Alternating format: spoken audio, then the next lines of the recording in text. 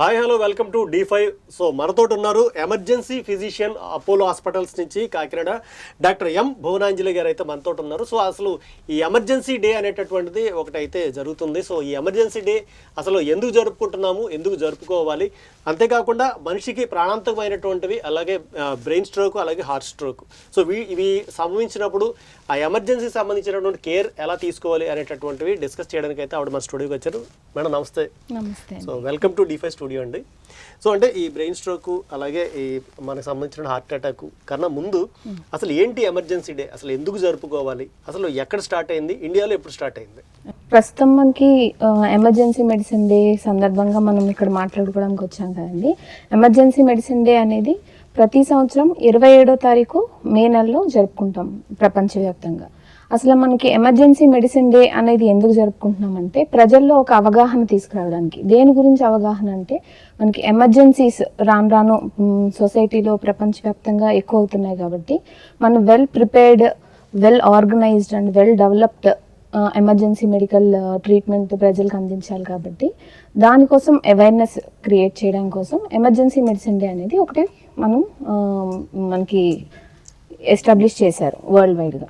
So main దీంట్లో మనకి ఏంటంటే ప్రపంచవ్యాప్తంగా ఎమర్జెన్సీస్ కానీ ఎనీ అర్జెంట్ మెడికల్ ఎమర్జెన్సీస్ అయినప్పుడు దాంట్లో మనకి సర్వైవల్ రేట్ పెంచి డిజబిలిటీ ఆర్ మోర్టాలిటీ అంటే డెత్ రేట్ని తగ్గించడానికి మనకి ఎమర్జెన్సీ మెడిసిన్ వాళ్ళు చేసేది మెయిన్గా ఈరోజు మనం అవగాహన కానీ అందరికీ వ్యాప్తి చెందేగా ఇది మనం సెలబ్రేట్ చేసుకుంటాం. అంటే ఇది అంటే ఎప్పుడు ఎక్కడ ఎవరు స్టార్ట్ చేశారు దీన్ని అసలు? సో మనకి ఇండియాలో వచ్చేసరికి డాక్టర్ శామ్యూల్ డేవిడ్ గారని మనకి ఎమర్జెన్సీలో ఆయన ట్రైన్ అయ్యి మనకి ఫస్ట్ ఆఫ్ ఆల్ మన CMC Vellore Christian medical college వెల్లూరులో మనకి ఇంట్రడ్యూస్ చేశారు. First medical council of India 2009లో మనకి అప్రూవల్ ఇచ్చారండి. మొత్తం ఎమర్జెన్సీ మెడిసిన్ అనేది ఒక సెపరేట్ డిపార్ట్మెంట్, దాన్ని ఒకటి మనకి డిపార్ట్మెంట్గా కన్సిడర్ చేసి దానికంటూ పబ్లిక్ అండ్ ప్రైవేట్ సెక్టర్స్ హాస్పిటల్స్లో మనం స్టార్ట్ చేయొచ్చు అనేది 2009 నుంచి మనకి ఇండియాలో స్థాపించారు.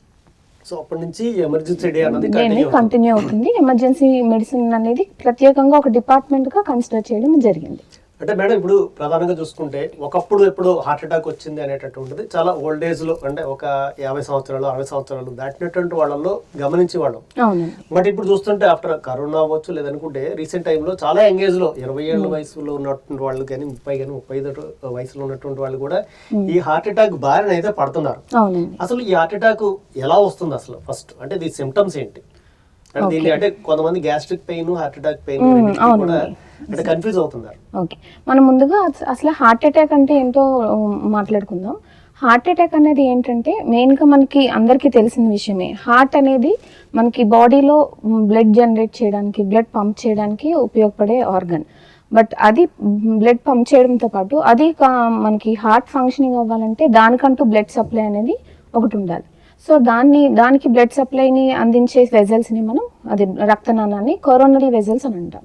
సో ఈ కొరోనరీ వెజల్స్లో కానీ ఎప్పుడైనా బ్లాక్ వచ్చింది అని అంటే కనుక ఆ సర్టెన్ పార్ట్ ఆఫ్ ద హార్ట్కి మనకి బ్లడ్ సప్లై తగ్గుతుందండి. సో తగ్గడంతో ఏమవుతుంది, ఆ part of the heart beating అనేది తగ్గడం కానీ లేకపోతే మనకి ఫంక్షనింగ్ తగ్గుతుంది. సో దీనివల్ల మనకి హార్ట్ అటాక్ అనేది వస్తుంది. సో దీన్ని మనం హార్ట్ అటాక్ లక్షణాలని, సో ఇదంతా జరిగిన తర్వాత హార్ట్ అటాక్ లక్షణాలు లైక్ చెస్ట్ పెయిన్ కానీ వగేరా మనం మాట్లాడుకుంటాం. సో ఇవన్నీ మనం కనిపిస్తాయి. చెస్ట్ పెయిన్, హార్ట్ అటాక్ వచ్చింది. ఎన్ని రకాలు ఉన్నాయి అంటే హార్ట్ అటాక్ లో? అంటే ఓన్లీ హార్ట్ అటాక్ అంటే ఒకసారి వచ్చి వెజల్స్ కి మాత్రం వస్తుంది, ఇంకా రకరకాల ఏమైనా ఉన్నాయి? సో హార్ట్ అటాక్ అనేది వెజల్స్ కి వస్తుందండి. కానీ రకాలంటే మనకు మెడికల్ టర్మ్స్ లో చూస్తే non ST elevated MI, ST elevated MI, angina, unstable and stable angina అంటాం. అవి ఏం పెద్ద మెడికల్ టర్మ్స్ కానీ మనం డిస్కస్ చేసుకోవాలంటే యాంజైనా అని వచ్చేసరికి చెస్ట్ పెయిన్ అండి. సో యాంజైనా అనేది మనకి చెస్ట్ పెయిన్ ఎప్పుడు వస్తుంది దాన్ని బట్టి అన్స్టేబుల్ అండ్ స్టేబుల్ అనేది మనకి సెపరేట్ చేశారు. సో స్టేబుల్ యాంజైనా అనేది మనకి ఒక వ్యక్తి పనిచేస్తున్నా ఆయనకి చెస్ట్ పెయిన్ వస్తుంది, బట్ రెస్ట్ తీసుకుంటే తగ్గుతుంది. బట్ అన్స్టేబుల్ యాంజైనా అనేసరికి పేషెంట్కి ఈవెన్ ఎట్ రెస్ట్ కూడా పెయిన్ ఉంటుంది. సో దాన్ని అన్స్టేబుల్ యాంజైనా అంటారు.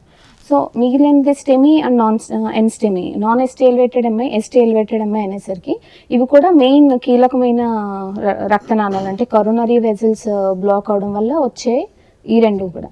సో దీంట్లో బాగా ఎమర్జెన్సీ అనేది స్టెమీ అనమాట. మనకి ఎస్టీ ఎలివేటెడ్ ఎంఐ అదంతా ఈసీజీ ఫైండింగ్లో మాకు తెలుసు. So when coming to heart attack, మనకి ఎస్టీ ఎలివేషన్ ఎంఐ అంటే అది వెరీ అక్యూట్ అనమాట. సో మనకి కంప్లీట్ వెజల్ అనేది ఫుల్గా బ్లాక్ అయిపోతుంది అలాంటి సిచ్యువేషన్స్లో. అదే కాకుండా ఇందాక యాంజైనా అనుకున్నట్టు పేషెంట్కి సడన్గా నడుస్తున్నప్పుడు ఆయాసం వస్తుంది, లేదా కూర్చున్నప్పుడు ఆయాసం వస్తుంది. కొన్ని మెడికేషన్స్ ద్వారా తీసుకుంటే ఆయాసం తగ్గుతుంది, మళ్ళీ రొటీన్గా వాళ్ళంతటా వాళ్ళు పని చేసుకుంటున్నారు.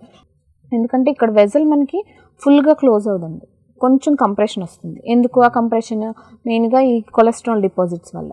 సో దానివల్ల మనకి బ్లడ్ ఇస్కీమియా అంటాము పేషెంట్కి. ఇన్ఫాక్ట్ ఇస్కీమియా అంటే బ్లడ్ వెళ్తుంది, కాకపోతే సరైన మోతాదులో వెళ్ళదు. సో అది కూడా మనకి హార్ట్ కొంచెం డ్యామేజ్ అవుతుందని.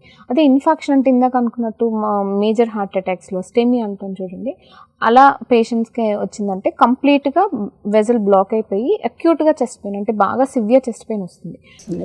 ఎవరికైనా అసలు హార్ట్ అటాక్ వచ్చింది అని తెలుసుకోవాలన్నా, అంటే ఒకవేళ వస్తుంది అనేటటువంటి దాంట్లో సిమ్టమ్స్ ఏంటి అసలు, దానికి సంబంధించి ఎలా ఉంటాయి? మనకి హార్ట్ అటాక్ లక్షణాలను చూసుకుంటే ఫస్ట్ ఆఫ్ ఆల్ అందరికీ తెలిసిందే చెస్ట్ పెయిన్.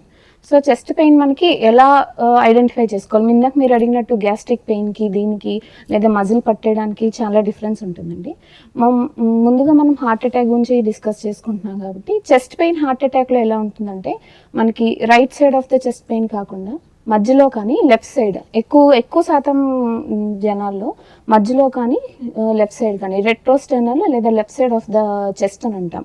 ఇక్కడ పెయిన్, ఆ పెయిన్ కూడా ఎలా ఉంటుందంటే పట్టేసినట్టు, బాగా లాగి పట్టినట్టు అలా ఉంటుంది.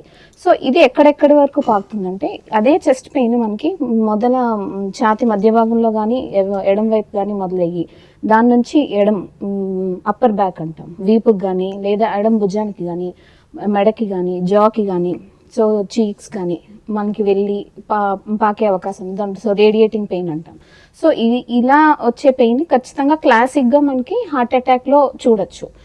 అదే పెయిన్ ఓకే, స్వెట్టింగ్ అంటే ప్రొఫ్యూజ్గా చాలా ఎక్కువ స్వెట్టింగ్ వస్తుంది పేషెంట్కి. దాంతోపాటు వామిటింగ్ సెన్సేషన్, కొంతమంది వాంతులు కూడా అవే ఛాన్సెస్ ఉన్నాయి. దాంతోపాటు గుండెలో పాల్పిటేషన్స్ అంటాం.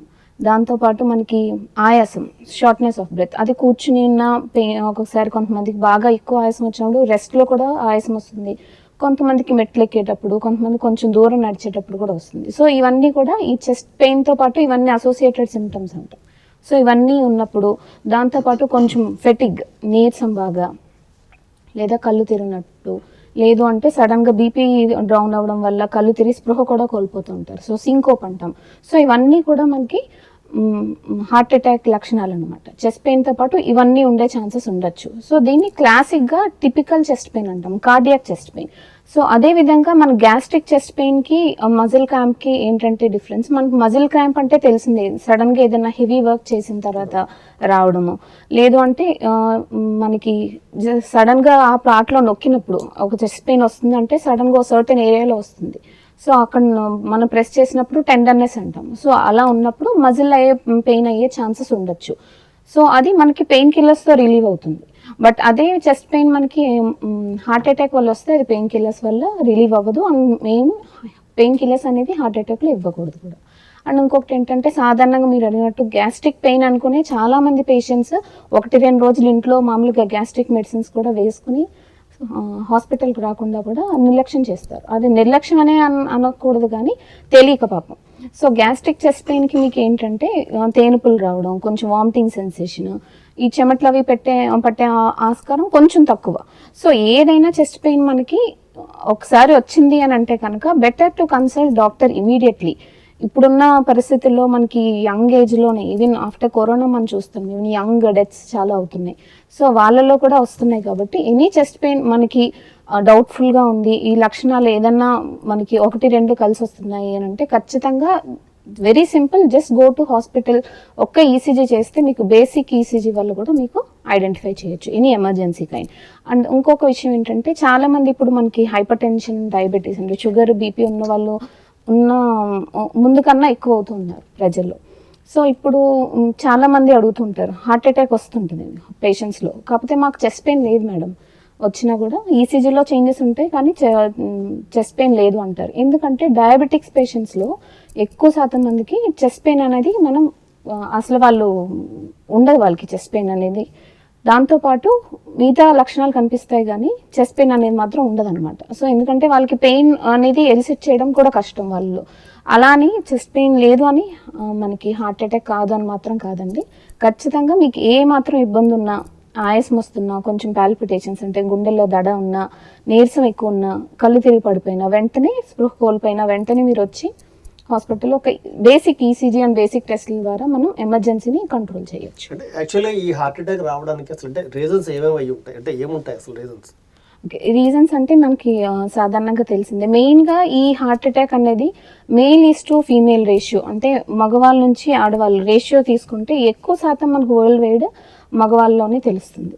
సో అదర్ కారణాలు అంటే మనకు తెలిసింది మెయిన్గా హార్ట్ అటాక్ బీపీ ఉన్న పేషెంట్స్లోని హార్ట్ అటాక్, మళ్ళీ మన షుగర్ ఉన్న పేషెంట్స్లో, కొలెస్ట్రాల్ ఎక్కువ ఉన్న పేషెంట్స్లో మనం తరచుగా చూస్తూ ఉంటాం. సో ఇవి అన్కంట్రోల్డ్ షుగర్స్ కానీ, అన్కంట్రోల్డ్ బీపీ కానీ, అన్కంట్రోల్డ్ కొలెస్ట్రాల్ లెవెల్స్ కానీ మెయిన్గా ఈ మూడిట్లో అండ్ ఈ మూడు కలిపి ఉన్న వాళ్ళలో ఇంకా ఎక్కువ వచ్చే ఛాన్సెస్ ఉన్నాయి అన్కంట్రోల్గా ఉన్న వాళ్ళలో. అండ్ ఇంకొకటి ఫ్యామిలీ పరంగా మనకి చాలా మందిలో ఉంటుంది, యాన్సిస్ట్రల్గా వస్తుంటుంది పెద్దవాళ్ళు. సో వాళ్ళలో వచ్చే ఛాన్సెస్ ఎక్కువగా ఉంటాయి. అండ్ దాంతోపాటు ఎక్కువగా సెడెంటరీ లైఫ్ స్టైల్ అండ్ మెయిన్గా ఒబేసిటీ ఉన్న పేషెంట్స్లో ఎక్కువగా ఈ హార్ట్ అటాక్ అనేది మనం గమనిస్తూ ఉంటాం. అంటే మీరు యాక్చువల్గా చెప్పారు అసలు మగవాళ్ళలోనే ఎక్కువ, అసలు ఆడవాళ్ళలో తక్కువ. అంటే ఈస్ట్రోజన్ హార్మోన్ లాంటి ఏమైనా ప్రభావం చూపించే అవకాశం? Estrogen hormone is actually protective to the heart అండి. So that is main reason. ఎందుకంటే మగవాళ్ళలో కొంచెం ఎక్కువ చూస్తాం. అండ్ మగవాళ్ళలోనే కాదు, వరల్డ్ వైడ్గా చూసుకుంటే ఆడవాళ్ళలో కూడా మనకి కొంచెం ఈ స్మోకింగ్ అండ్ ఆల్కహాల్ అనేవి కూడా కనిపిస్తుంటాయి. ఇండియాలో కొంచెం తక్కువ కానీ అవుట్ సైడ్ ఇండియా చాలా వరకు ఉంటాయి. సో అదర్ రీజన్స్ ఏంటంటే స్మోకింగ్ అండ్ ఆల్కహాల్ మనకి ఇండియన్ పాపులేషన్లో కూడా కొంచెం ఎక్కువగా ఉండడం వల్ల మగవాళ్ళలో కొంచెం ఎక్కువగా చూస్తూ ఉంటాం ఆడవాళ్ళలో కన్నా. స్ట్రెస్ లెవెల్ కూడా ఉంటాయండి. స్ట్రెస్ లెవెల్స్ వల్ల ఇప్పుడున్న ప్రజెంట్ జనరేషన్లో ఇప్పుడు స్ట్రెస్ అనేది కొత్తగా ఎక్కువగా చూస్తున్నాం మనం. సో ఆ స్ట్రెస్ లెవెల్స్ వల్ల అండ్ ఇప్పుడు మనం మాట్లాడుకున్న వాటి వల్ల ఎక్కువ కారణాలు మనకి హార్ట్ అటాక్ లోనయ్యే ఛాన్సెస్ ఎక్కువ ఉంటాయి. అంటే ఇప్పుడు ఒక వ్యక్తికి హార్ట్ అటాక్ వచ్చింది అనుకుందాం, వస్తే అంటే గోల్డెన్ అవర్ అంటారు కదా, అంటే ఎంతసేపట్లో మనం అంటే ఇన్ఫార్మ్ చేయాలి మీకు, అంటే హాస్పిటల్స్ కానీ ఎవరికైనా డాక్టర్ కానీ, అది ఏంటి అసలు గోల్డెన్ అవర్ అంటే ఏంటి? అసలు గోల్డెన్ అవర్ అనేసరికి మనకి ఫస్ట్ పేషెంట్ హాస్పిటల్కి పేషెంట్కి సిమ్టమ్స్ స్టార్ట్ అయ్యే దగ్గర నుంచి పేషెంట్ హాస్పిటల్కి వచ్చేది అది మనం టైం చూసుకుంటాం. సో వచ్చిన దగ్గర నుంచి మనకి గోల్డెన్ అవర్ చూసుకుని మనం ట్రీట్మెంట్ స్టార్ట్ చేస్తాం. అసలు ఈ గోల్డెన్ అవర్ అని ఎందుకు పెట్టామంటే ఆ గోల్డెన్ అవర్లో మనం ట్రీట్మెంట్ ఇస్తే కనుక పేషెంట్ని మనం రివర్సిబుల్ చేంజెస్ చేయొచ్చు. What is this reversible changes అంటే మనకి ఇప్పుడు హార్ట్ అటాక్ వచ్చింది, ఇందాక మాట్లాడుకున్నట్టు మనకి కొరోనరీ బ్లడ్ సర్క్యులేషన్ అనేది ఆగుతుంది. సో ఆగడంలో ఏం జరుగుతుంది, మనకి హార్ట్లో ఉన్న కణాలు, దాన్ని మయోకార్డియం అంటాం, మయోకార్డియల్ సెల్స్ అనేవి మనకి మరణిస్తున్నాయి. అంటే దానికి ఎన్ఎఫ్ న్యూట్రియంట్స్ కానీ ఎన్ఎఫ్ ఆక్సిజన్ కానీ లేకపోవడం వల్ల దాని ఫంక్షన్ అది ముందులా చేయలేకపోతుంది. సో దీన్ని మనం ఫస్ట్ అది రివర్సిబుల్ అంటే వన్స్ అది క్లాట్ ఫామ్ అయిన తర్వాత మనం మెడికేషన్స్ ఇవ్వడం వల్ల, ప్రొసీజర్స్ చేయడం వల్ల దాన్ని మళ్ళీ రివర్స్ అంటే నార్మల్కి తీసుకొచ్చే ఛాన్సెస్ ఉన్నాయి. సో దాన్ని చేసే కండిషన్ మనకి కొంత సమయం ఉంటుందండి. సో దాన్ని గోల్డెన్ అవర్ అంటాం. First 12 hours of symptoms start అయిన వెంటనే మనకి పేషెంట్ కానీ హాస్పిటల్కి వస్తే దట్టు మనకి ఒక కార్డియాలజిస్ట్ అవైలబుల్ ఉండి, క్యాత్ ల్యాబ్ అవైలబుల్ ఉండి, ఎమర్జెన్సీ సర్వీసెస్ అవైలబుల్ ఉండి, ఇవన్నీ మనకి ఒక like bunch of treatment goals achieve చేయడానికి ఉపయోగపడే అనమాట departments, emergency and cardiology, cath lab team వీళ్ళను. సో ఇవన్నీ ఉన్న టైంలో మనకి వెంటనే పేషెంట్కి ఎమర్జెన్సీ మెడికల్ సర్వీసెస్ ఇవ్వడానికి అండ్ ఎమర్జెన్సీగా ట్రీట్మెంట్ ఇవ్వడానికి మనకు ఉపయోగపడుతుంది. సో ఫస్ట్ 12 hours ఖచ్చితంగా పేషెంట్ హాస్పిటల్కి వస్తే we can reverse the death వరకు వెళ్ళకుండా మయోకార్డియల్ సెల్స్ రివర్సిబుల్ చేయొచ్చు. అంటే ఓకే, అంటే యాక్చువల్లీ గోల్డెన్ అవర్ ఓకే. ఒకవేళ చెస్ట్ పెయిన్ వస్తే మామూలుగా అసలు ఏం చేయాలి? సో చెస్ట్ పెయిన్ వస్తే ఫస్ట్ ఆఫ్ ఆల్ ఇందాక మనం మాట్లాడుకున్న ప్రీ అసోసియేటెడ్ సిమ్టమ్స్ అనేవి చూసుకోవాలండి. చూసుకుని వెంటనే మీకు దగ్గరలో ఉన్న హాస్పిటల్కి వెళ్ళి అట్లీస్ట్ ఒక చిన్న ఈసీజీ చేయించుకుంటే దాంట్లో ఏమన్నా మీకు ఈ హాస్పిటల్ వాళ్ళు చెప్తారు ఈసీజీ మార్పులు ఉన్నాయని. So near by tertiary care centre వెళ్తే అది యాక్చువల్లీ ఉపయోగపడింది. ఇందాక నేను చెప్పినట్టు మనకి కార్డియాలజీ అండ్ ఎమర్జెన్సీ సర్వీసెస్ ఉండడానికి వెళ్తే యాజ్ యూజువల్ మనకి ఇవ్వాల్సిన ట్రీట్మెంట్ అనేది ఇస్తూ ఉంటారు. సో ఆ ట్రీట్మెంట్ వచ్చి ప్రైమరీ పీసే అంటామండి, ప్రైమరీ పర్క్యూటేనియస్ ఇంటర్వెన్షన్.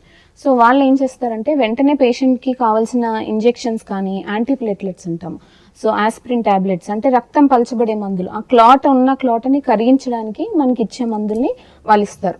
సో ఇచ్చి మనకి వెంటనే యాంజియోగ్రామ్ అనేది చేసి, యాంజియోగ్రామ్ ఎందుకు చేస్తారు, ఇందాక మనం మాట్లాడుకున్నట్టు క్లాట్స్ ఎంత శాతం ఉన్నాయి, ఎక్కడెక్కడ ఉన్నాయి అనేది కనుక్కోవడానికి యాంజియో చేస్తారు, యాంజియోగ్రామ్ అంటాం, కరోనరీ యాంజియోగ్రామ్. సో ఈ కరోనరీ యాంజియోగ్రామ్ జరిగిన తర్వాత మనకి ఉన్న రిజల్ట్ని బట్టి మనం స్టంట్ వేయాలంటే స్టంట్ ఇమీడియట్గా వేస్తాం. సో ఆ స్టంట్ వేయగానే ఈ మూసుకున్న బ్లడ్ వెజల్ రక్తనాళం ఉంది కదా, అది వెంటనే తెరుచుకుంటుంది. సో మనకి డెడ్ అవ్వకుండా ఉండడానికి సెల్స్, అక్కడ ఉన్న మయోకార్డియల్ సెల్స్ని మనం మళ్ళీ వెజల్ ఓపెన్ అప్ చేసి మళ్ళీ ఆక్సిజనేటెడ్ బ్లడ్ అండ్ న్యూట్రియన్స్ని మనం అందించగలం హార్ట్కి.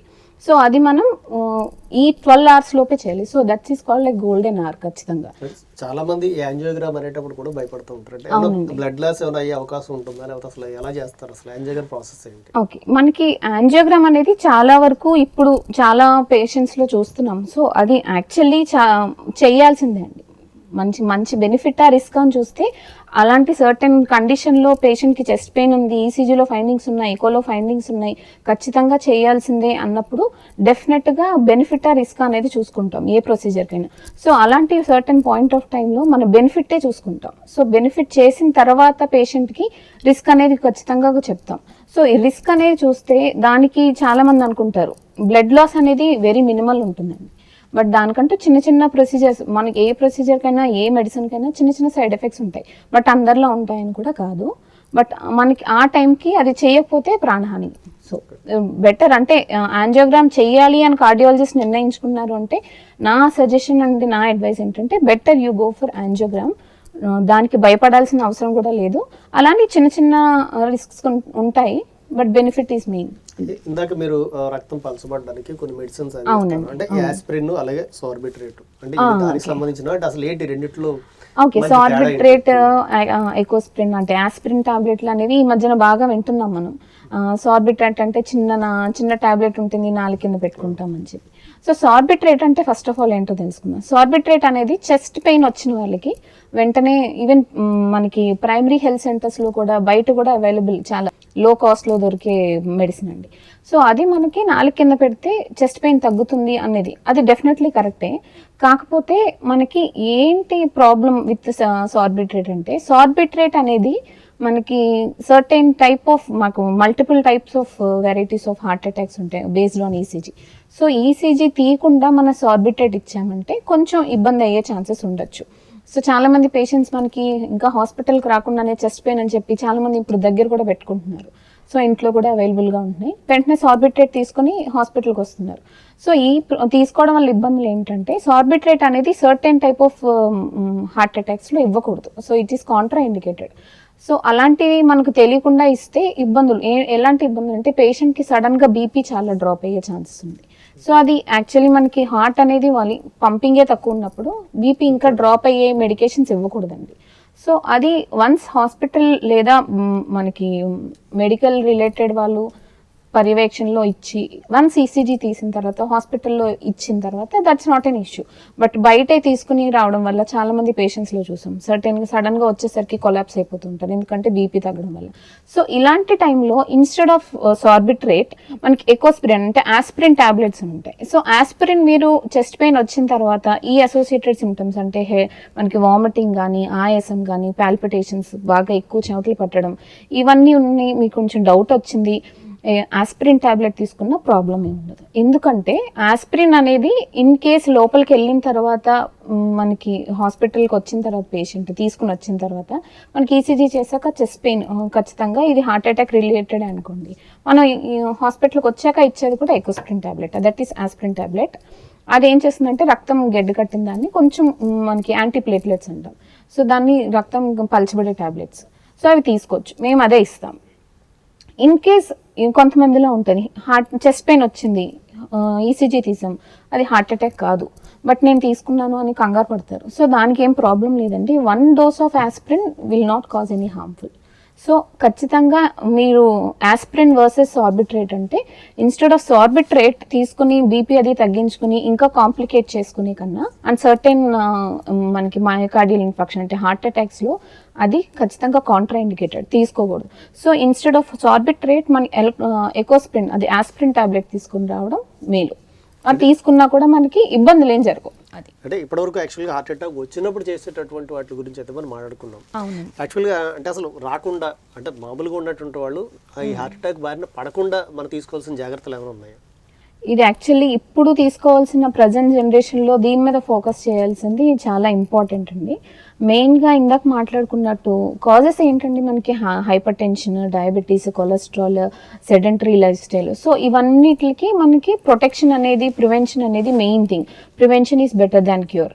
సో మెయిన్ థింగ్ ఏంటంటే hypertension, BP, sugars, cholesterol అనేవి కంట్రోల్ చేసుకోవాలి. మెయిన్గా అవి ఎలా కంట్రోల్ చేసుకుంటారు? లో సాల్ట్ డయట్, ఫిజికల్ యాక్టివిటీ రెగ్యులర్గా ఉండాలి మనకి హైపర్ టెన్షన్ పేషెంట్స్లో. డెఫినెట్గా షుగర్స్ అనేవి లో చేసుకోవాలి అండ్ కంట్రోల్గా ఉంచుకోవాలి, ఆప్టిమమ్ లెవెల్స్లో షుగర్స్ ఉంచుకోవాలి. అలాగే మనకి లిపిడ్స్ కూడా అంటే హైపర్ లిపిడీమియా, కొలెస్ట్రాల్ ఎక్కువ ఉన్న పేషెంట్స్లో లో ఫ్యాట్ డయట్ తీసుకోవడం. మెయిన్గా ఇంకొకటి ఏంటంటే స్ట్రెస్ లెవెల్స్ అనేవి తగ్గించుకోవాలి. ఎలా స్ట్రెస్ లెవెల్స్? అందరూ చాలా ఈజీగా స్ట్రెస్ తగ్గించుకోండి అని చెప్పేస్తారు, but how can you reduce your stress levels? మెయిన్గా దానికి చేయాల్సింది ఏంటంటే physical activity is also one of the stress decrease చేయడానికి మీకు ఇంపార్టెంట్ అయిన ఫ్యాక్టర్ అండి. సో స్ట్రెస్ లెవెల్స్ తగ్గించుకోవడానికి మెడిటేషన్ చేయొచ్చు. Then you can go for some yoga క్లాసెస్లా కానీ యోగా ట్రైనింగ్ కానీ వెళ్ళొచ్చు. మెయిన్గా physical activity, walking is also మనకి సర్టన్ టైప్ ఆఫ్ ఎండార్ఫిన్స్ అంటాం, మనకి స్ట్రెస్ రిలీవింగ్ హార్మోన్స్ అనమాట. సో అవన్నీ రిలీజ్ చేస్తుంటాయి physical activity. So physical activity is must and should. Even though మీరు డైట్ ఫాలో అవుతున్నా ఫిజికల్ యాక్టివిటీతో పాటు డైట్ ఫాలో అయ్యారు అంటే it will maintain your sugar levels, it will maintain your BP, cholesterol and your weight also. Weight ఎక్కువ ఉన్న వాళ్ళలో కూడా ఎక్కువ చూస్తుంటాం ఒబేసిటీ పేషెంట్స్లో. సో మెయిన్గా వెయిట్ రెడ్యూస్ చేసుకోవడం కూడా వెరీ ఇంపార్టెంట్ అండి. సో దాంతోపాటు ఫ్యాట్ ఇంటేక్, చాలామంది అంటారు నీకు బయట తినట్లేదు ఫుడ్, కాకపోతే నాకు ఈ ప్రాబ్లం ఎక్కువగా ఉంది, ఫ్యాట్, కొలెస్ట్రాల్ ఎక్కువైపోతుంది, లావ్ అయిపోతుంది అని. So what type of fat మీరు తీసుకుంటున్నారు అనేది కూడా మెయిన్. మనకి అన్సాచురేటెడ్ ఫ్యాట్స్ అని ఉంటాయి. So unsaturated fat is good. మన సాచురేటెడ్ ఫ్యాట్ అనేది అసలు మంచిది కాదండి. సో సాచురేటెడ్ ఫ్యాట్స్ తీసుకున్న వాళ్ళలో ఈవెన్ దో వాళ్ళు అవుట్ సైడ్ ఫుడ్ తినకపోయినా, lots of food fatty food consumption చేయకపోయినా సాచురేటెడ్ ఫ్యాటీ యాసిడ్స్లో మనకి తీసుకున్న వాళ్ళలో ఎక్కువగా కనిపిస్తూ ఉంటుంది ఇది. So saturated fats versus unsaturated అనేసరికి అన్సాచురేటెడ్ ఫ్యాట్సే మనం ఎక్కువ కన్సంప్షన్ చేయాలి. అంటే యాక్చువల్గా మన ఎదురుగుండా ఎవరికైనా హార్ట్ అటాక్ వచ్చింది అనుకున్నప్పుడు అంటే ఆ టైంలో మనం ఇమీడియట్గా చేసేటటువంటిది ఏమైనా ఉందా వైద్యం? వైద్యం ఇందాక మనం మాట్లాడుకున్నట్టు ఎకోస్ప్రిన్ టాబ్లెట్ అంటే ఆస్పిరిన్ టాబ్లెట్ ఇవ్వచ్చండి. అంటే ఖచ్చితంగా చెస్ట్ పెయిన్ వితౌట్ ఆల్ మనకి ఇందాక అనుకున్నట్టు వామిటింగ్స్ కానీ స్వెట్టింగ్స్ కానీ ఇవన్నీ ఉన్నాయంటే ఖచ్చితంగా మనం అది ఇవ్వచ్చు. దాంతోపాటు ఇమీడియట్గా rush the patient the near by hospital, get one ECG అయితే తీయించి మనం కన్ఫర్మ్ చేసుకోవాలి. ఇన్ కేస్ మనకి ఖచ్చితంగా అది హార్ట్ అటాకే అని తెలిసింది అంటే కనుక డెఫినెట్లీ మనకి cardiology and emergency medical services ఇవన్నీ ఉన్న హాస్పిటల్కి తీసుకెళ్తే బెటర్. అండ్ ఫస్ట్ 12 hours తీసుకెళ్తే ఇంకా బెటర్గా మనం హార్ట్ మజిల్స్ని డెడ్ అవ్వకుండా రివర్సిబుల్గా మనం చేయొచ్చు. మేడం ఇప్పుడు ఈ హార్ట్ అటాక్ తీసుకుంటే కనుక చాలా వరకు చాలా మందికి ఒకసారి ఫస్ట్ స్ట్రోక్ వస్తుంది, అవునండి, తర్వాత సెకండ్ థర్డ్ అటాక్ వచ్చింది, మనము చూసుకోలేదు అంటే డెత్ అయిందంట. సో మరి ఫస్ట్ వచ్చినప్పుడే కొంతమందికి కార్డియాక్ అరెస్ట్ అవుతుంది అంటే ఏంటి అసలు? అంటే ఎప్పుడు మనం కరెక్ట్ చర్యలు తీసుకోవాలంటే 2, 3 వచ్చే వరకు కొంతమంది ఎందుకు ఆగుతుంటారు? అసలు ఏంటి ఈ సిచ్యువేషన్ ఏంటి అసలు? ఓకే, ఇప్పుడు మనకి బ్రెయిన్ స్ట్రోక్ కావచ్చు, హార్ట్ స్ట్రోక్ కావచ్చు, మల్టిపుల్ స్ట్రోక్స్ వచ్చే అవకాశం చాలా మందిలో ఉంటుందండి. అది ర్యాపిడ్గా మనం ఇందాక అనుకున్నట్టు వెంటనే పేషెంట్కి యాంజియోగ్రామ్ చేసి స్టంట్ వేయాలంటే వేయచ్చు. ఇది ఎన్స్టెమీ పేషెంట్స్లోని స్టెమీ పేషెంట్స్లో వెంటనే, స్టెమీలో మెనీ ఖచ్చితంగా చేయాల్సిందే. అదే కాకుండా ఇందాక యాంజైనా అనుకున్నట్టు పేషెంట్కి సడన్గా నడుస్తున్నప్పుడు ఆయాసం వస్తుంది లేదా కూర్చున్నప్పుడు ఆయాసం వస్తుంది, కొన్ని మెడికేషన్స్ ద్వారా తీసుకుంటే ఆయాసం తగ్గుతుంది, మళ్ళీ రొటీన్గా వాళ్ళంతటా వాళ్ళు పని చేసుకుంటున్నారు. సో ఇలాంటి టైంలో పేషెంట్కి స్ట్రోక్ డిటెక్ట్ అయిందంటే కనుక చాలా వరకు పేషెంట్కి నాన్ కాంప్లియన్స్ ఆఫ్ డ్రగ్స్ అంటారు. అంటే పేషెంట్ డ్రగ్స్ పెడతారు, పేషెంట్కి మెడికేషన్స్ ఇస్తారు డాక్టర్, కానీ పేషెంట్కి సర్లే లేదు అంటే ఇప్పుడు బాగానే ఉంటుంది అన్న టైప్లో వేసుకోరు. సో ఇన్ కేస్ మీరు అన్నట్టు ఫస్ట్ స్ట్రోక్ సెకండ్ స్ట్రోక్ అన్నారు కదా, మేబీ పేషెంట్కి యాంజైనా కంప్లైంట్తో చెస్ట్ పెయిన్తో వెళ్ళొచ్చు పేషెంట్ ఇనిషియల్గా. So kind of unstable angina stable angina detect అయింది పేషెంట్, లేదా పేషెంట్ సరిగ్గా ముందే స్టెమీ అంటే మనకి మేజర్ హార్ట్ అటాకే వచ్చింది, బట్ పేషెంట్ సర్వైవ్ అయ్యారు, అంతా నార్మల్గానే ఉంది, పేషెంట్ బాగానే ఇంటికి వెళ్ళారు, ప్రొసీజర్ చేశారు. సో పేషెంట్ డ్రగ్స్ సరిగ్గా తీసుకోలేదు అంటే డెఫినెట్గా డ్రగ్స్ లేదు, మనకి మెడికేషన్ సరిగ్గా తీసుకోవట్లేదు, అండ్ ఈ smoking, alcohol, sedentary life style ఇవన్నీ కంటిన్యూ అవుతున్నాయి, బీపీ, షుగర్ అన్ని, కొలెస్ట్రాల్ ఏమి కంట్రోల్లో లేవు అంటే డెఫినెట్గా ఇంకో నెక్స్ట్ స్ట్రోక్ వచ్చే ఛాన్సెస్ ఆర్ వెరీ లైక్లీ. అంటే యాక్చువల్గా మొన్న రీసెంట్గా కూడా ఒక ఇన్సిడెంట్ జరిగింది. ఒక లేడీ డాక్టర్ ఒక ఆయనకి రోడ్డు మీద సంథింగ్ ఊపిరాడకుండా కింద పడిపోతే ఆవిడ సంథింగ్. ఓకే, మీరు చెప్పింది కార్డియాక్ అరెస్ట్ అండి. So what is cardiac arrest and what is chest pain? And very good question. Chest పెయిన్కి కార్డియాక్ అరెస్ట్కి ఏంటి తేడా అంటే, చెస్ట్ పెయిన్ వచ్చి హార్ట్ అటాకే అయ్యి ఉండొచ్చు, హార్ట్ అటాక్ వచ్చిన పేషెంట్కి కార్డియాక్ అరెస్ట్ అయిన పేషెంట్కి ఏంటి తేడా? Chest pain with cardiac arrest, heart attack with chest pain వచ్చిన పేషెంట్స్లో పేషెంట్ ఈస్ కాన్షియస్, మనకి కాన్షియస్గానే ఉంటారు, రెస్పాండ్ అవుతారు, మనం అడిగిన దానికి సిమ్టమ్స్కి ఏంటని ప్రాబ్లం అనేది చెప్తారు. But whereas compare to the cardiac arrest పేషెంట్లో పేషెంట్ సడన్గా కొలాప్స్ అయిపోతారు, అన్రెస్పాన్సివ్ అంటామండి. సో అన్రెస్పాన్సివ్ అయ్యి సడన్గా బ్రీతింగ్ ఆగిపోతుంది, పల్స్ ఆగిపోతుంది, మనం మెయిన్ కరెక్టెడ్ పల్స్ అంటాం, ఆ పల్స్ కూడా తెలియదు. సో అది కార్డియాక్ పల్స్ కార్డియాక్ అరెస్ట్ అంటాము. సో దానికి చేయవలసింది ఏంటంటే ఇమీడియట్గా మనం కార్డియోపల్మనరీ రిససిటేషన్ అంటాం, మీరు అన్నట్టు mouth to mouth breathing and CPR అంటాం దాన్ని. సో అది ఇనిషియేట్ చేయాలి. వేరేస్ మనకి హార్ట్ అటాక్, చెస్ట్ పెయిన్ ఉన్న పేషెంట్కి హార్ట్ అటాక్ అయితే we have to rush the patient to the hospital immediately, medical services అనేవి ప్రొవైడ్ చేయాలి. బట్ కార్డియాక్ అరెస్ట్ అయిన పేషెంట్ మాత్రం హాస్పిటల్కి వచ్చే వరకు వెయిట్ చేస్తే మనకి సరిపోదు, ఎందుకంటే ఇట్స్ వెరీ అక్యూట్ ఎమర్జెన్సీ. మనకి వెంటనే సిపిఆర్ అనేది స్టార్ట్ చేసుకుంటే హాస్పిటల్కి రీచ్ అయ్యేసరికి సర్వైవల్ రేట్స్ కొంచెం పెంచవచ్చు. యాక్చువల్గా మా ప్రేక్షకుల కంటే ఆ సిపిఆర్ అనేటువంటి విధానం ఎలా చేస్తారు, ఏమైనా చూపించే అవకాశం ఏమైనా ఉందా అసలు? తప్పకుండా. అదొకసారి మేడంని అడిగి అసలు సిపిఆర్ అనేటువంటి విధానం ఎలా చేయాలి అంటే, ఎమర్జెన్సీ టైంలో మీ ఎదురుగుండా ఎవరైనా కనుక ఒకవేళ కొలాప్స్ అయితే కనుక, కార్డియాక్ అరెస్ట్ అయితే ఎలా చేయాలి అనేటువంటి విధానాన్ని కూడా ఒకసారి మనం చూసి తెలుసుకుందాం. ఇందాక మాట్లాడుకున్నట్టు మనం కార్డియాక్ అరెస్ట్ అంటే ఒక మనిషి సడన్గా కుప్పగోల్పోవడం అంటారు కదా, సడన్గా అన్కాన్షియస్ అయ్యి అన్రెస్పాన్స్ అయ్యి ఎక్కడైనా కనిపించినా మనం బేసిక్ లైఫ్ సపోర్ట్ అనేది ఇవ్వచ్చు. What is this basic life support? ఈ బేసిక్ లైఫ్ సపోర్ట్ అనేది సడన్గా పేషెంట్కి మనకి పల్స్ లేదు, రెస్పిరేషన్ లేదు అంటే ఊపిరి ఆగిపోయింది, మెయిన్ గుండె కొట్టుకోవట్లేదు అన్న పేషెంట్స్లో మనం ఇస్తాం. సో ఇది ఎందుకు ఇస్తామంటే మళ్ళీ ఆ ప్రాసెస్ని మళ్ళీ రీగెయిన్ చేయడానికి, అంటే మన హార్ట్ బీట్ ఆగిపోయింది అది స్టార్ట్ చేయించడానికి, అండ్ లంగ్స్ రెస్పిరేషన్ అనేది జరగట్లేదు కాబట్టి అది మళ్ళీ రివర్సిబుల్ చేయడానికి మనం బేసిక్ లైఫ్ సపోర్ట్ అనేది స్టార్ట్ చేస్తాం. ఇది ఎక్కడెక్కడ ఇవ్వచ్చు?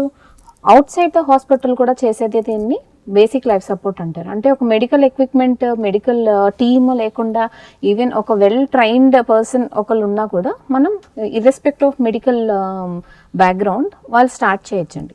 సో ఇది ఎలా ఇవ్వాలో మనం ఇప్పుడు చూసుకుందాం. దాంట్లో ఉన్న మెయిన్ స్టెప్స్ ఏంటంటే, ఫస్ట్ ఒక పర్సన్ జస్ట్ ఒక బయట మార్కెట్లో కానీ జస్ట్ ఏదో షాపింగ్ మాల్లో కానీ ఎక్కడన్నా వెళ్తూ ఉండగా సడన్గా కొలాప్స్ అవ్వచ్చు. మనకి ఏ ప్రాబ్లం ఎప్పుడు వస్తుందని ఇప్పుడున్న జనరేషన్లో మనం చెప్పలేకపోతున్నాం.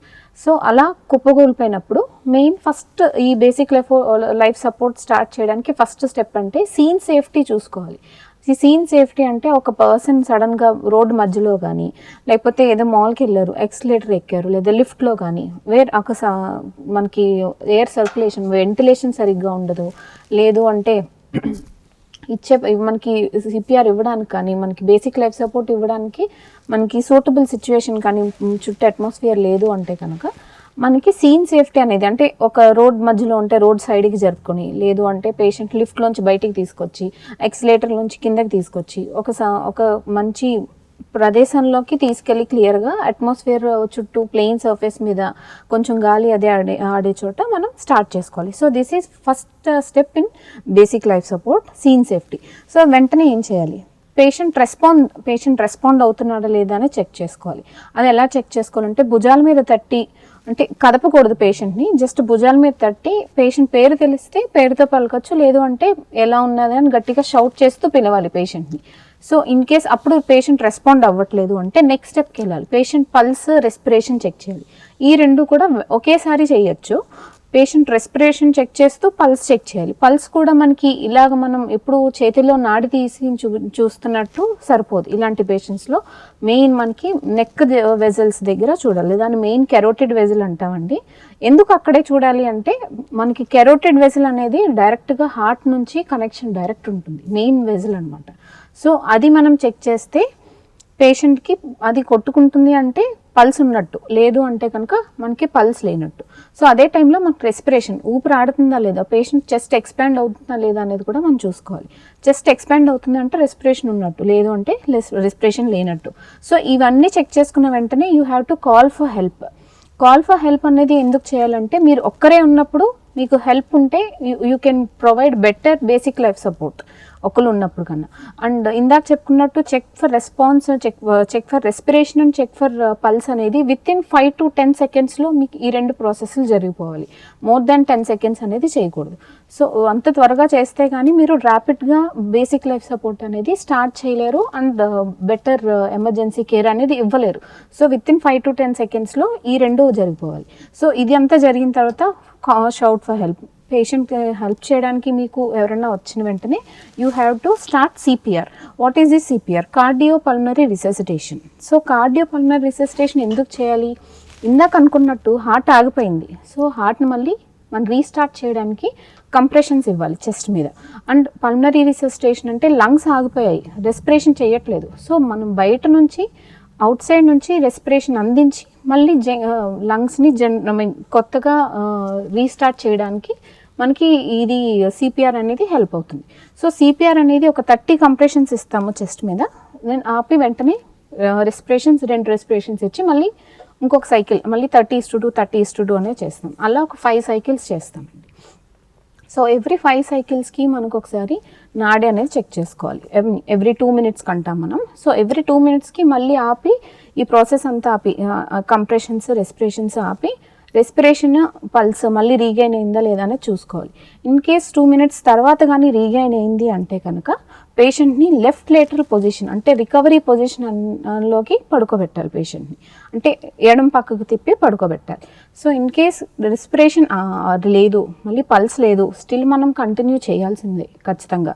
30:2 కంప్రెషన్స్, రెస్పిరేషన్స్ అలా ఇప్పటి వరకు కంటిన్యూ చేయాలి. ఎవ్రీ 2 minutes చెక్ చేసుకుంటూ మనకి రెస్పిరేషన్ లేదు, పల్స్ లేదు అంటే కనుక వెంటనే మనం ఇది కంటిన్యూ చేస్తూ ఆల్రెడీ మనం కాల్ ఫర్ హెల్ప్ మన ఎమర్జెన్సీ మెడికల్ టీమ్ని రెస్పాండ్ చేసాం కాబట్టి వాళ్ళు వచ్చే వరకు ఇది కంటిన్యూ చేస్తూ ఉండాలి. అండ్ వన్స్ అంబులెన్స్ రాగానే ఈ అడ్వాన్స్డ్ కార్డియాక్ లైఫ్ సపోర్ట్ అనేది స్టార్ట్ చేసుకుని ఎమర్జెన్సీగా మనం హాస్పిటల్కి షిఫ్ట్ చేసుకోవాలి. సో ఇప్పుడు మనం థియరీగా మామూలుగా విన్నాం కదా, ప్రాక్టికల్గా 1 by 1 స్టెప్ వైజ్ చూసుకుందాం. సో ఇప్పుడు కార్డియోపల్మనరీ రిససిటేషన్కి అండ్ బేసిక్ లైఫ్ సపోర్ట్కి అసలు ఎలా చేయాలనేది చూసుకుందాం. First step, so scene safety మనం చూసుకుని పేషెంట్ని ఒక well ventilated and plain surface మీద పడుకోబెట్టాం. So first check for response. So భుజాల మీద ట్యాప్ చేస్తూ ఆర్ యూ ఓకే అనాలి, అంటే మీకు వినిపిస్తుందా అన్నట్టు. Are you okay. సో ఇలా భుజాల మీద తట్టాలి. అండ్ పేషెంట్ని ఎక్కువ లేపి చాలామంది కదుపుతూ ఉంటారు. సో అలాంటిది ఖచ్చితంగా చేయకూడదు. అండ్ మెయిన్గా యాక్సిడెంట్స్ జరిగిన పేషెంట్స్ ఎక్కువగా మనం రోడ్ మీద చూసేది యాక్సిడెంట్ కేసెస్ చూస్తుంటాం కాబట్టి ఖచ్చితంగా పేషెంట్ని కదపకూడదు. ఎందుకంటే ఇన్ కేస్ పేషెంట్కి స్పైన్ ఇంజురీ కానీ లేకపోతే బాగా నెక్ వరకు ఇంజురీస్ అయినాయి అని మీకు ఏమైనా తెలిస్తే ఖచ్చితంగా స్పైన్ ఇంజురీ అయ్యే ఛాన్సెస్ ఎక్కువగా ఉన్నాయి. సో అలాంటి పేషెంట్స్ని ఖచ్చితంగా కదపకూడదు. సో మ్యాక్సిమం ఇందాక మనం చూసుకున్నట్టు భుజాల మీద తట్టి రెస్పాన్స్ ఉందా లేదా అనేది చూసుకోవాలి. సో నెక్స్ట్ స్టెప్ చూసుకుంటే check for pulse and respiration. ఇందాక అన్నట్టు పల్స్ చెక్ చేయాలి. సో 3 ఫింగర్స్తో మనం మధ్యలో పెట్టి ఫస్ట్ వేలు దాన్ని జస్ట్ ఎడం వైపు కానీ కుడివైపు కానీ జస్ట్ అలా మూవ్ చేస్తే మీకు ఫస్ట్ తగిలే పల్సే కెరోటిడ్ పల్స్ అనమాట. సో ఇప్పుడు సిస్టర్ చెక్ చేస్తున్నారు కదా, సో దాన్ని మనం కెరోటిడ్ పల్స్ అంటాం. సో ఆ కెరోటిడ్ పల్స్ చెక్ చేస్తూ వెంటనే మీరు మీ పేషెంట్ రెస్పిరేషన్ని చెక్ చేయాలి. సో మనం అలా చెక్ చేస్తూ ఫేస్ని మనం ఖచ్చితంగా చెస్ట్ వైపు చూస్తే మనకు చెస్ట్ రైజ్ అనేది తెలుస్తూ ఉంటుంది. సో అదే టైంలో వెంటనే మనం పల్స్ చెక్ చేస్తున్నాం, రెస్పిరేషన్ చెక్ చేస్తున్నాం.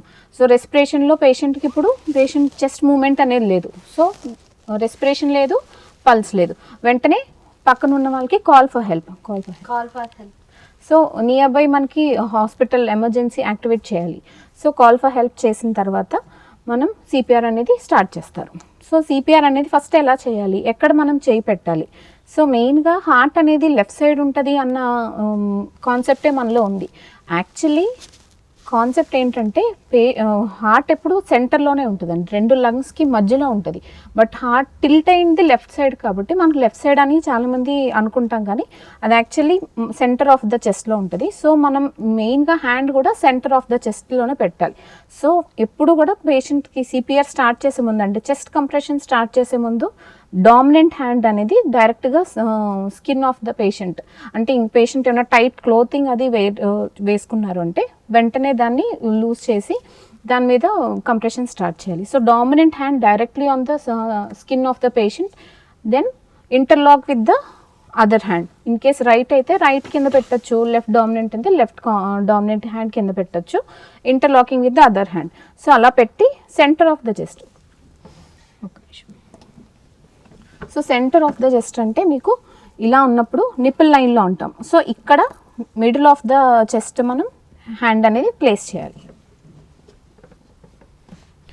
సో ఇంటర్లాకింగ్ చేసుకున్న తర్వాత మనం చెస్ట్ కంప్రెషన్ స్టార్ట్ చేయాలి. ఎలా ఇవ్వాలి మనకు కంప్రెషన్స్ అంటే అట్లీస్ట్ ఒక 5 సెంటీమీటర్స్ డెప్త్లో ఇవ్వాలి. 5 సెంటీమీటర్స్ డెప్త్ మన చెయ్యి లోపలికి వెళ్ళి బయటికి రావాలి.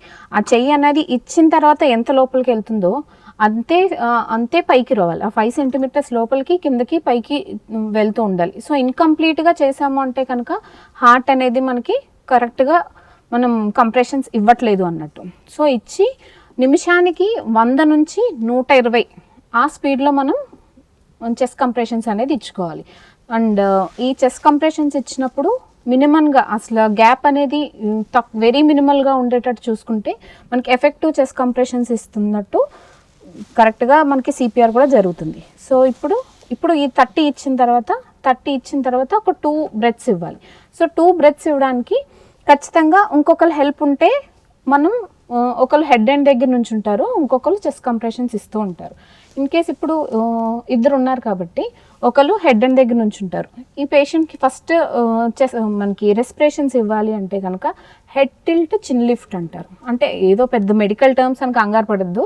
హెడ్ టిల్ట్ చిన్ లిఫ్ట్ అంటే జస్ట్ ఇందాక మీరు చూసినప్పుడు ఈ చేతి హెడ్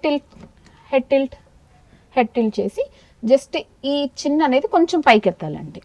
ఇన్ కేస్ ఈ మాన్యువర్ మీరు చేయలేరు ఈ టెక్నిక్ అంటే కనుక చేయకుండా డైరెక్ట్గా ఇచ్చినా పర్లేదు. బట్ ఎఫెక్టివ్గా చేయాలంటే మాత్రం ఖచ్చితంగా మనకి ఈ హెడ్ టిల్ట్ చేసి కొంచెం చిన్ లిఫ్ట్ అనేది చేయాలి. బట్ ఏ పేషెంట్స్లో ఇది చేయకూడదు అంటే కనుక ఖచ్చితంగా రోడ్ ట్రాఫిక్ యాక్సిడెంట్స్ జరిగే పేషెంట్స్లో మాత్రం ఈ మాన్యువర్ చేయకూడదు.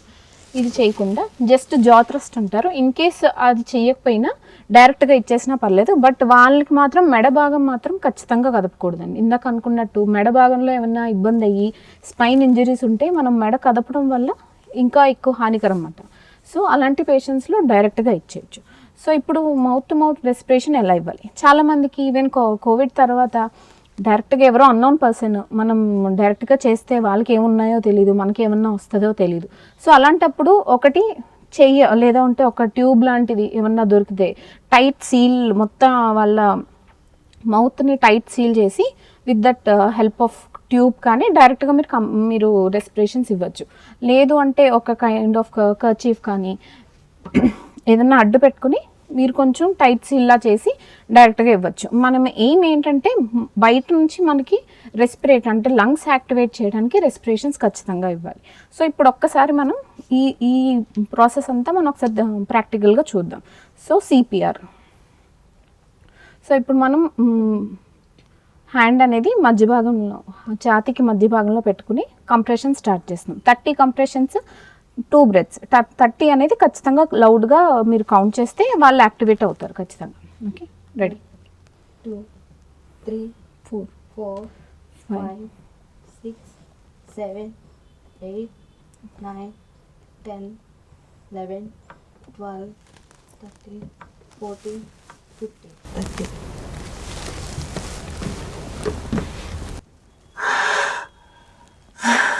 ఓకే, సో మళ్ళీ సో ఇలా చేశారు కదా, వెంటనే ఆ రెస్పిరేషన్స్ అయిన వెంటనే మనం మళ్ళీ 1 to 30 కౌంట్ చేసి మళ్ళీ వెంటనే ఆపిన తర్వాత రెస్పిరేషన్స్ ఇవ్వాలి. సో ఇలా మనకి 2 minutes చేసుకోవాలి. 2 minutes చేసిన తర్వాత ఇందాక మనం మాట్లాడుకున్నట్టు పేషెంట్కి మనం చేసే ప్రాసెస్ ఆపి, అంటే కంప్రెషన్స్ రెస్పిరేషన్స్ ఆపి మనకి పేషెంట్కి పల్స్ అండ్ రెస్పిరేషన్ అనేది చెక్ చేసుకోవాలి. ఇందాక మనం చెక్ చేసుకున్నట్టే పల్స్ చెక్ చేసుకుంటూ రెస్పిరేషన్ బ్రీతింగ్ అనేది చూడాలి. సో చూస్తున్నప్పుడు ఈ చెస్ట్ రైజ్ ఉంది, పేషెంట్కి నాడీ తెలుస్తుంది, మెయిన్ కెరోటిడ్ పల్స్ తెలుస్తుంది అంటే కనుక పేషెంట్కి మనకి మళ్ళీ నార్మల్ రీగైన్ అయినట్టు. సో రీగైన్ అవ్వగానే పేషెంట్ని లెఫ్ట్ లేటరల్ పొజిషన్ అంటే ఎడం పక్కకు తిప్పి పడుకోబెట్టాలి. ఎందుకు ఎడం పక్కకు తిప్పి పడుకోబెట్టాలంటే, ఒకటి ఈ పేషెంట్స్ అన్స్టేబుల్గా ఉంటారు. సో ఏదైనా వామిటింగ్ అయినా లేదు అంటే లోపల ఉన్న సెక్రీషన్స్ ఇన్ కేసెస్ సలైవా అంటాం కదా, అది కూడా ఊపిరితిత్తులోకి వెళ్ళే ఛాన్సెస్ ఉండొచ్చు.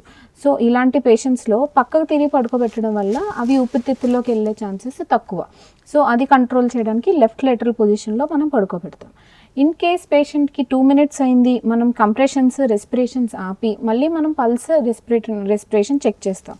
ఇన్ కేస్ ఆ రెండు రాలేదనుకోండి, ఇప్పుడు ఏం చేయాలి అంటే కనుక కంటిన్యూ విత్ ద సేమ్, మళ్ళీ నెక్స్ట్ సైకిల్ అనేది కంటిన్యూ చేయాలి. ఇలాగ 2 minutes ఒకసారి చెక్ చేసుకుంటూ ఉండగా రెస్పిరేషన్ రాలేదు, పల్స్ రాలేదు అంటే కనుక మనం యాక్టివేట్ చేసిన ఎమర్జెన్సీ మెడికల్ వాళ్ళు వచ్చారు, అంబులెన్స్ వచ్చింది అంటే కనుక వెంటనే shift the patient to hospital at the earliest. So ఈ విధంగా మీరు బేసిక్ లైఫ్ సపోర్ట్ అనేది ఇస్తే కార్డియాక్ అరెస్ట్ అయిన పేషెంట్ని మనకి మ్యాక్సిమం మోర్టాలిటీ అంటే డెత్ వరకు తీసుకెళ్లకుండా హాస్పిటల్లో వెళ్ళేసే వరకు మనకి కొంచెం కాపాడే ఛాన్సెస్ ఉన్నాయి.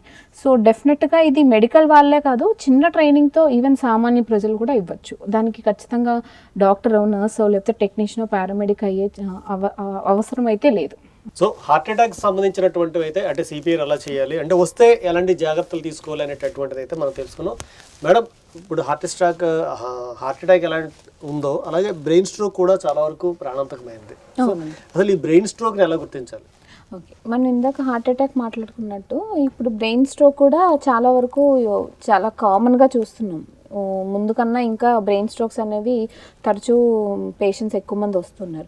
సో ఈ బ్రెయిన్ స్ట్రోక్ అనేది ఎందుకు వస్తుందంటే మెయిన్గా బ్రెయిన్కి సప్లై చేసే బ్లడ్ వెజల్స్లో రక్తనాళాల్లో ఇబ్బంది ఉన్నప్పుడు. ఏంటి ఇబ్బంది? ఒకటి ఏమన్నా ప్రెషర్ ఎక్కువయ్యి, లేదు అంటే వేరే కారణాల వల్ల మనకి నరాలు చిట్లడం అంటారు కదా, రక్తనాళాలు ఏమైనా చిట్లినా, లేదు అంటే రక్తనాళాల్లో ఏమైనా క్లాట్ ఉన్నా ఆ సర్టెన్ పార్ట్ ఆఫ్ ద బ్రెయిన్కి మనకి బ్లడ్ సప్లై అనేది తగ్గుతుంది అనమాట. సో దానివల్ల ఫంక్షనింగ్ అనేది దెబ్బతింటుంది. సో మనకి బ్రెయిన్ స్ట్రోక్ అనేది వస్తుంది. మ్యాక్సిమం ఎక్కువ పేషెంట్స్లో పెరాలిసిస్ అంటాం కదా, పక్షవాతం, అది కనిపిస్తూ ఉంటుంది. సో దీన్ని మనం బ్రెయిన్ స్ట్రోక్ అంటాం. అంటే ఇప్పుడు మనకి దీంట్లో తీసుకుంటే హార్ట్ అటాక్లు తీసుకుంటే కొన్ని రకాలు మీరు చెప్పారు. అవునండి. సో ఇందులో కూడా ఏమైనా అలా రకాలు ఉన్నాయి? దీంట్లో మనకి haemorrhagic CV and ischaemic CV అని చాలా వరకు మెడికల్ టర్మ్స్లో అంటాము. సివి అంటే సెరిబ్రోవాస్కులర్ యాక్సిడెంట్, బ్రెయిన్ స్ట్రోక్కి మనకి మెడికల్ టర్మ్లో సివి అంటాం. సో ఏంటి హెమరేజిక్ సివి, ఏంటి ఇస్కిమిక్ సివి? ఇస్కిమిక్ సివి అంటే బ్రెయిన్కి సంబంధించిన రక్తనాళాల్లో మనకి క్లాట్ ఉండడం. ఆ క్లాట్ ఉండడం వల్ల మనకి రక్తం అనేది next part of the clot తర్వాత భాగానికి వెళ్ళదు. సో అల్టిమేట్గా మనకి బ్రెయిన్కి సంబంధించిన సర్టెన్ పార్ట్కి బ్రెయిన్ బ్లడ్ సప్లై తగ్గిపోతుంది. ఈ హెమరేజిక్ సివి అంటే ఇందాక మాట్లాడుకున్న రక్తం మనకి రక్తనాళాల నుంచి బయటకు వస్తుంది. ఎలాగంటే నరాలు చిట్లం వల్ల, రక్తనాళాలు చిట్లవ్వడం వల్ల అది ప్రెషర్ ఇంక్రీజ్ అవ్వడం వల్ల జరుగుతుంటుంది. సో దాన్ని హెమరేజిక్ సివి అంటాం. మనకి ఎక్కువగా ఇప్పుడున్న స్టాటిస్టిక్స్ ప్రకారం చూస్తే ఒక 20% కేసెస్ హెమరేజిక్ అంటే రక్తం బ్లీడ్ అవడం వల్ల వచ్చే సివి ఎక్కువగా కనిపిస్తుంటుంది. అండ్ 80% వరకు అయితే ఇస్కీమిక్ సివి, రక్తనాళాల్లో బ్లడ్ క్లాట్ వల్ల కూడా బ్రెయిన్ ఇస్కీమిక్ సివి వస్తుంది. అంటే ఇప్పుడు మనకి హార్ట్ అటాక్ వచ్చింది అంటే చెస్ట్ పెయిన్ రావడము, అలాగే బ్రెత్ షార్ట్నెస్ కానీ చెమటలు పట్టడం, ఇలా కొన్ని రకాల లక్షణాలు అయితే ఉన్నాయి. సో ఈ బ్రెయిన్ స్ట్రోక్ వచ్చింది అన్నది ఎలా తెలుస్తుంది? సో బ్రెయిన్ స్ట్రోక్ అనేది మనకి చాలా లక్షణాలు ఉంటాయి. దానికి మనం ఒక మెడికల్గా ఒక కోడ్ లాంటిది పెట్టుకున్నాం. బీ ఫాస్ట్ అంటే మనకి English lettering BFAST fast. So ఈ పరంగా మనకి లక్షణాలు అనేది చూసుకుంటే బి ఈజ్ ఫర్ బ్యాలెన్స్.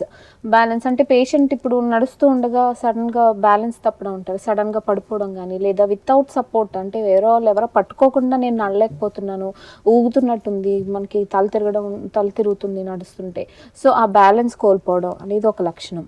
అలాగే ఈ బిలో ఈ ఫర్ ఐ సైన్స్ అంటే సడన్గా మనకి కంటి చూపు మందగించడం, విజన్ లాస్ కానీ, లేకపోతే 1-2గా కనిపించడం, డబుల్ విజన్ అంటాము, లేకపోతే ఫోటోఫోబియా, సడన్గా మనకి పేషెంట్ వెలుగు ఎక్కువగా చూడలేకపోతారు.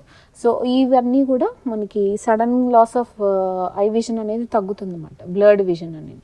సో ఇవన్నీ ఐ సైన్స్. ఇలాంటి లక్షణాలు కూడా మనం బ్రెయిన్ స్ట్రోక్ పేషెంట్స్లో చూస్తాం. And coming to fast, FAST. Fast అంటే ఫేషియల్, ఎఫ్లో ఫేషియల్ ఎక్స్ప్రెషన్స్. ఫేస్లో మీకు డ్రూపింగ్ అంటాం, ఒకవైపు మూతి డీవియేషన్ ఆఫ్ ద మౌత్ కానీ, లేదు అంటే ఒక ఐ మనకి క్లోజ్ అయిపోయి మళ్ళీ కరెక్ట్గా అదర్ ఐలో ఓపెన్ అవ్వకపోవడం. సో దాన్ని facial expression, like facial deviation of mouth అంటాం. సో అది ఫేస్లో మనకు కనపడే లక్షణాలు. So A for arm or limb weakness. Limb అంటే మనకి లెగ్ కానీ అప్పర్ లింబ్ కానీ, both upper limb and lower limb, leg కావచ్చు లేకపోతే చేయవచ్చు. సో రెండిట్లో కానీ వీక్నెస్ అంటే పెరాలసిస్, పక్షవాతంలో చాలా వరకు చూస్తూ ఉంటాం. So other side of the బాడీలో ఎలా ఉన్నాయో నార్మల్గా ఉన్నది, అవతలది వీక్నెస్గా ఉంటుంది అంటే చెయ్యి ఎత్తలేడు సడన్గా, అదర్ హ్యాండ్ మూవ్ చేసినట్టు ఇది కదపలేరు, చిన్న వస్తువులు కూడా పేషెంట్ పట్టుకోలేరు. కామన్గా ఏంటంటే మనం చెప్పేది మెడికల్ టర్మ్స్లో కూడా పేషెంట్ సడన్గా షర్ట్ బటన్స్ కూడా పెట్టుకోలేరు, లేదా చిన్న గ్లాస్ కూడా కదపలేరు. ఆ టైప్ ఒక సైడ్ అవుతుంది అంటే కనుక అది వెరీ అలార్మింగ్, వెంటనే మనం అలర్ట్ అయ్యి హాస్పిటల్కి అనేది రావాలి. సో ఈ లక్షణం ఆర్మ్ ఆర్ లింబ్ వీక్నెస్ అంటాం. And S is for slurred speech అంటే మాట్లాడుతూ ఉండగా మాట ముద్దగా రావడం కానీ, లేదా మొత్తానికి పేషెంట్ సడన్గా ఏఫేజీ అంటాం, మాట రాదు అసలు మొత్తం పేషెంట్కి. సో దాన్ని స్లర్డ్ స్పీచ్ అంటాం. So what is this T? Last T అనేది టైమ్ ఆఫ్ ఆన్సెట్. మనకి అసలు వచ్చిన తర్వాత వెంటనే అలర్ట్ అవ్వాలి. ఎలా అలర్ట్ అవ్వాలి? మనం వెంటనే అప్రోచ్ టు ద మనకి అంబులెన్స్కి, ఎమర్జెన్సీ మెడికల్ టీమ్కి అలర్ట్ అయ్యి వెంటనే రెస్పాండ్ అవ్వాలి. So be fast. ఇవన్నీ కూడా స్ట్రోక్, బ్రెయిన్ స్ట్రోక్ యొక్క లక్షణాలు. వెంటనే వీటిలో ఏది కనిపించినా కూడా ఇమీడియట్గా పేషెంట్ని హాస్పిటల్కి తీసుకెళ్ళాలి. సో అంటే ఇప్పుడు యాక్చువల్గా ఈ బ్రెయిన్ స్ట్రోక్ రావడానికి అంటే రీజన్స్ ఏముంటాయి, కారణాలు ఏముంటాయి? కారణాలు మెయిన్గా వచ్చి పేషెంట్కి అన్కంట్రోల్డ్ హైపర్ టెన్షన్ కానీ, అన్కంట్రోల్డ్ డయాబెటీస్ కానీ, కొలెస్ట్రాల్ లెవెల్స్ ఎక్కువగా ఉండడం, అండ్ మెయిన్గా పేషెంట్ స్మోకింగ్, ఆల్కహాల్, వీళ్ళల్లో ఎక్కువగా మనం చూస్తూ ఉంటాము. అండ్ పేషెంట్కి ఇన్ కేస్ కొలెస్ట్రాల్ లెవెల్స్ ఎక్కువ ఉండి మార్బిడ్ ఒబేసిటీ పేషెంట్స్లో కూడా ఎక్కువగా చూస్తూ ఉంటాం. అండ్ మెయిన్గా వచ్చి మీ కొలెస్ట్రాల్ లెవెల్స్తో పాటు మనకి బ్లడ్ హైపర్ టెన్షన్ అన్కంట్రోల్లో ఉండడం వల్ల ఈ హెమరేజిక్ సివిఎస్ ఎక్కువగా చూస్తూ ఉంటాము. దాంతోపాటు సర్టెన్ హెమరేజిక్ సివియా అంటే రక్తం బ్లీడ్ అవ్వడం ఎలాంటి పేషెంట్స్లో చూస్తామంటే ఏవి మాల్ఫార్మేషన్స్ అంటారు, అంటే ఆర్టరీస్ వీనస్ కనెక్షన్స్ అనేవి సరిగ్గా ఉండవు, లేదు అంటే బెలూనింగ్ ఆఫ్ ద వెజల్స్ అంటాం, అంటే మనకి సడన్గా రక్తనాళాల్లో ఎక్స్ట్రాగా మనకి బెలూనింగ్ లాగా వచ్చి అన్యూరిజమ్స్ అంటాము. సో అలాంటివి ఏమన్నా బర్స్ట్ అయినా పేషెంట్కి సడన్గా ఆ part of the brain circulation ఆగి పేషెంట్కి బ్రెయిన్ స్ట్రోక్ వచ్చే అవకాశాలు ఉన్నాయి. అంటే ఇందాక హార్ట్ అటాక్ లో చూసుకుంటే మనం అంటే ఇన్ని గంటల లోపల తీసుకెళ్ళాలి, అలా దీనికి కూడా ఏమైనా ఉందా? డెఫినెట్గా ఉందండి.